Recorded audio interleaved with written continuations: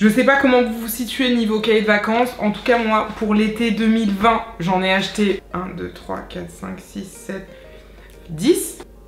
J'ai peut-être eu la main lourde.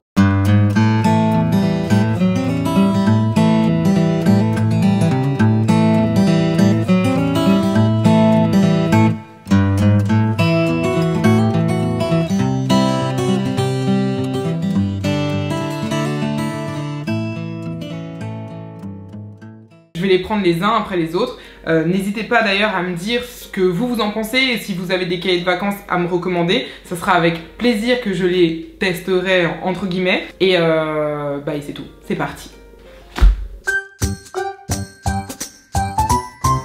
Premier cahier de vacances, c'est celui-ci, Énigmes et casse-tête aux éditions Marabout. Si vous aimez bien vous casser la tête, c'est fait pour vous. Si au bout de 5 secondes, vous en avez assez de réfléchir sur des jeux, c'est pas du tout ce cahier de vacances qu'il faut pour vous. Là, je n'ai pas précisé, après il y a écrit cahier de vacances pour adultes, mais si vous êtes au lycée, c'est tout à fait accessible. Au niveau des exercices que vous propose le cahier, vous avez des exercices assez classiques finalement dans le type, à savoir des quiz, des énigmes, des labyrinthes. Au niveau de la difficulté, c'est accessible. Après, c'est un cahier de vacances qui est axé sur les casse-têtes. Donc par définition, la réponse ne va pas toujours vous venir immédiatement. Et c'est de ce cahier de vacances, pour ceux qui me suivent sur Instagram, que j'avais tiré l'exercice que j'avais publié en story avec plusieurs verres qui sont alignés.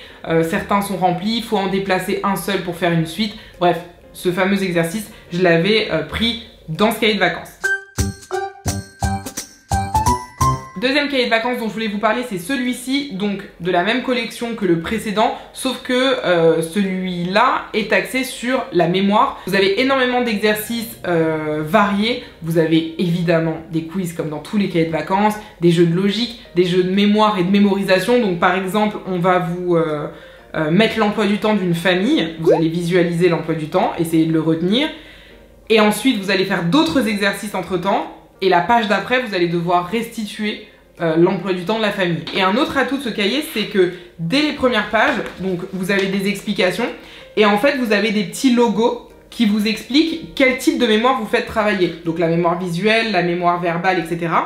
Et ensuite, à chaque fois que vous faites un jeu, il y a un logo qui vous permet de savoir quelle est la mémoire que vous faites travailler en priorité. Autre atout plutôt sympa du cahier, c'est que par moment, je sais pas si on verra à la caméra, mais je vous le dis, par moment, vous avez des encadrés, le saviez-vous, ou des encadrés astuces pour, par exemple, vous donner des conseils mémotechniques pour améliorer votre mémoire. Donc celui-ci, je le trouve vraiment très très cool, hyper accessible d'un point de vue de la difficulté. Je pense, c'est pareil, il y a écrit cahier de vacances pour adultes, mais en réalité, à partir du moment où vous savez lire, écrire et que vous avez envie en fait de vous éprouver, je sais pas, vous êtes en 4e ou en 3e, je vois pas pourquoi vous pourriez pas faire ce cahier de vacances.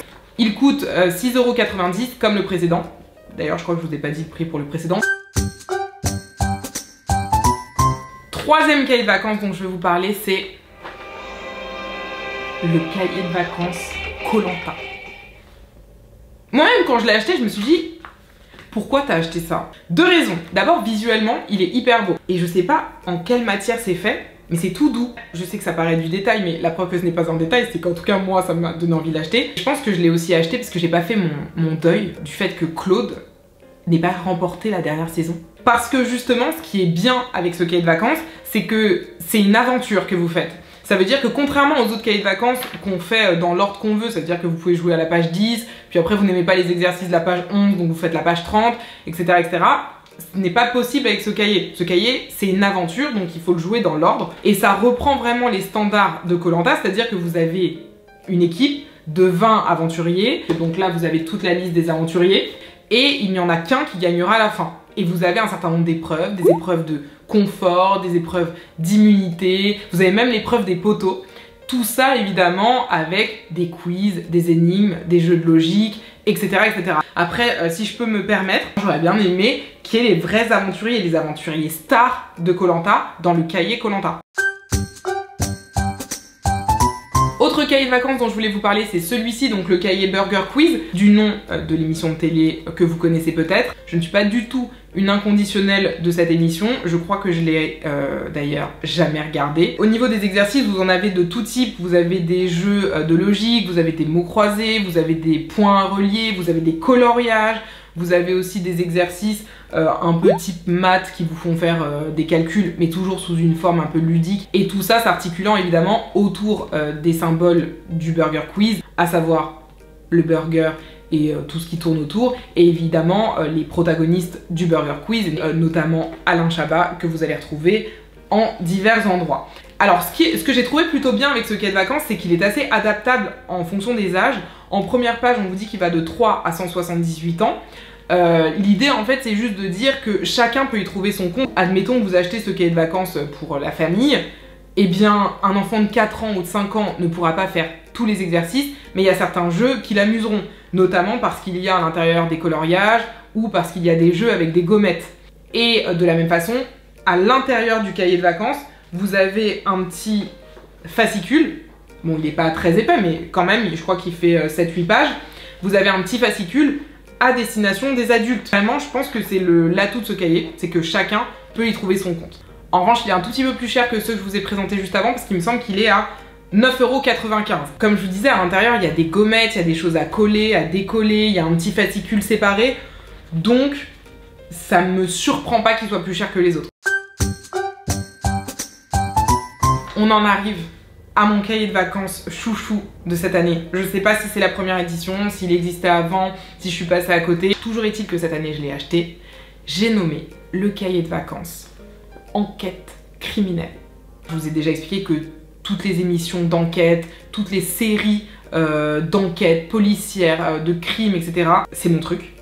Et donc forcément, retrouver la même chose en format cahier de vacances, à mon sens, c'est un cadeau du ciel. Comme son nom l'indique très bien, il s'agit d'un cahier de vacances d'enquête, c'est-à-dire que vous êtes un inspecteur et vous allez devoir investiguer, enquêter, réfléchir, chercher pour trouver le coupable. Sachant que dans le cahier de vacances, il y a 10 enquêtes distinctes les unes des autres. Ce n'est pas un cahier de vacances qui s'adresse exclusivement aux personnes qui font du droit. Si vous ne faites pas de droit, vous pouvez tout à fait aimer ce cahier de vacances.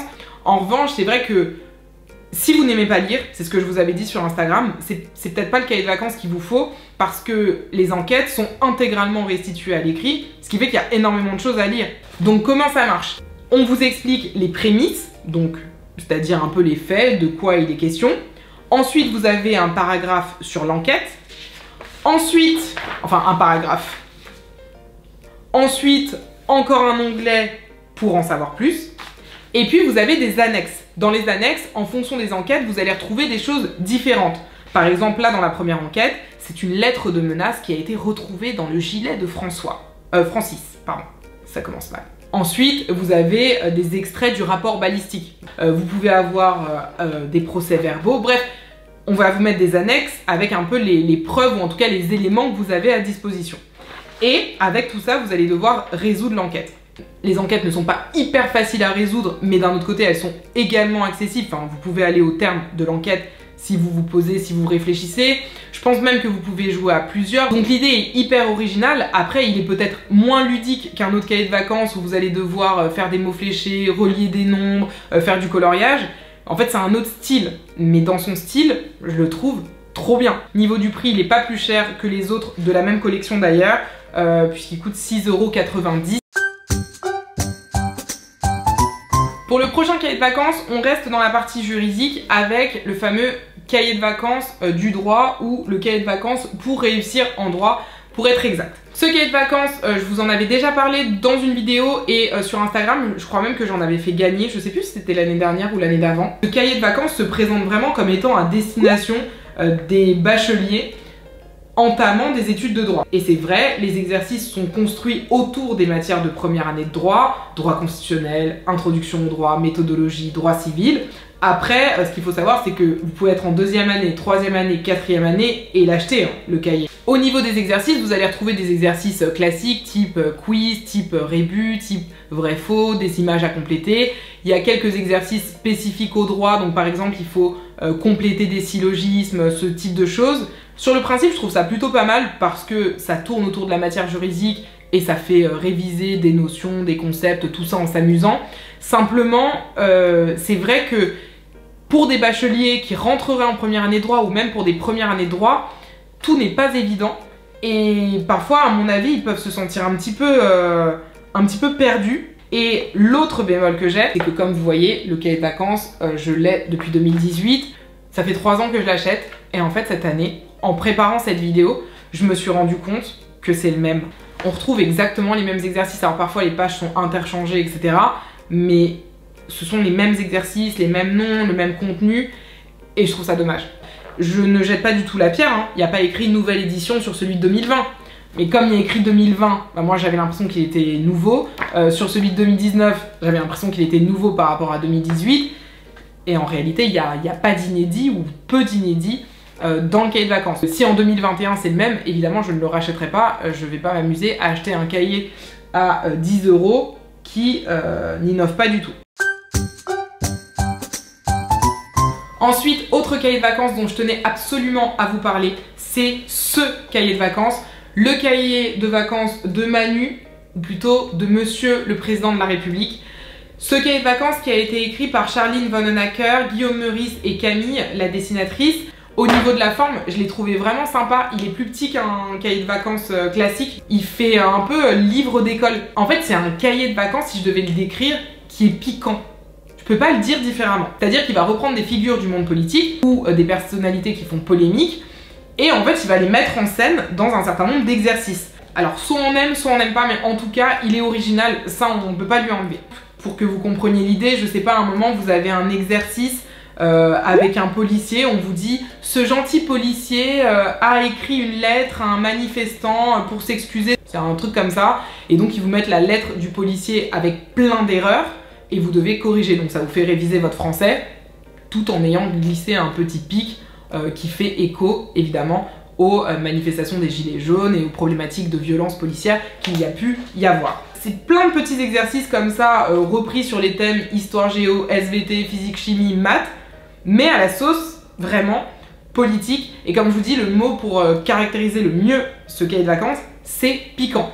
Et chaque exercice est illustré par Camille, qui est une dessinatrice de presse, et ça rend le cahier encore plus agréable, encore plus ludique, encore plus drôle. C'est une bonne manière de revoir aussi l'actualité sous un ton plus humoristique ou ludique. Vraiment, ce cahier de vacances, au-delà de mon cahier d'enquête criminelle, c'est mon cahier de coup de cœur parce que je trouve que l'idée est vraiment pas mal. On poursuit la série avec le cahier de jeu de la langue française. Vous voyez qu'il est plus petit qu'un cahier de vacances, vraiment beaucoup plus petit, vraiment en format poche que vous pouvez emmener un peu partout avec vous. Et je trouve que c'est plutôt pas mal pour réviser sa langue française, son vocabulaire, son orthographe. Par exemple, il y a un exercice où on vous demande de mettre au pluriel des mots dont on ne sait jamais comment les orthographier. Exemple, avant-veille.